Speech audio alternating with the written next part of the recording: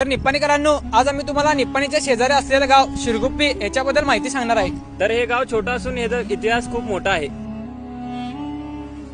गावात असं बघण्यासारखं काय आहे म्हणजे असं पुरातन काळातलं एकदम तळी दोन आहेत, दोन तळे आहेत। सरकार तळे एक आहे हा आणि इथं गावामध्ये एक तळ आहे रोडला आहे, शेंदूर रस्त्याला तळ आहे.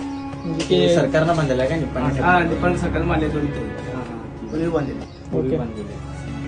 पाणी नेल्याला ते बॉम्ब ते सगळंच काढलंय की आता काही ते पुरातन वास्तविक काढलेलं आहे ना आता पुरातन ते काढलंच की तिथं म्हणजे पुरातनच्या कोपऱ्यावर होतं, एक गोल होतं ते काढलं. आता परवा बघितलं काय होतं ते?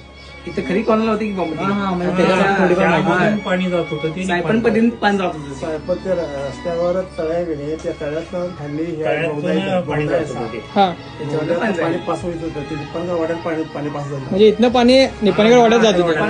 इथं तळे आहे, त्या तळीतनं पाणी जात होतं ते पाणी। हा हा हा ते तळ काय म्हटला तुम्ही? तळ आहे, शेंदूर रस्त्यालाच आहे रोडला. ते आता काय पाण्याने भरलेलं आहे, त्याच्यामध्ये पार्टिशन करून म्हणजे आता जात नाही का पाणीतनं? आता नाही येत पाणी जात नाही. म्हणजे आता येतंय पाणी, इथे येते ना पाणी साधारण येतं पाणी। साधारण म्हणजे पाणी त्यातून येतंय, पाऊस ते तळा जास्त भरला लागले, नाही, बरोबर पाणी त्यातून पाणी येतंय. भुयारी मार्गाने बंद पडले भुवारी मार्ग आहे काय? म्हणजे जे अंतर्गत आहे नदीने आतलं म्हणा मग काय पडलं निप्पाणीकर. मूळ निप्पाणकर इथलेच निप्पाणकर सरकार हा इथला. सरकार इथलेच. हा हा मूळ इथले मूळ शिरगुप्पीचे ते. शिरगुप्पीचे जे त्याने हा, असे इथलेच. त्यांनी ते वाडा बांधलं, ते पूर्वी ते वाड्यावर अवशेष आहेत काय नाही आता आता काय वाड्यात कमी सगळं केलं म्हणजे सगळं. बालवडी बांधले वगैरे तिथं काहीच नाही आता. एवढंच काय नाही म्हणजे बुरुज वगैरे फक्त काही काय नाही हे तिथं वाडा तळ बंब वगैरे आहे तेच आहे.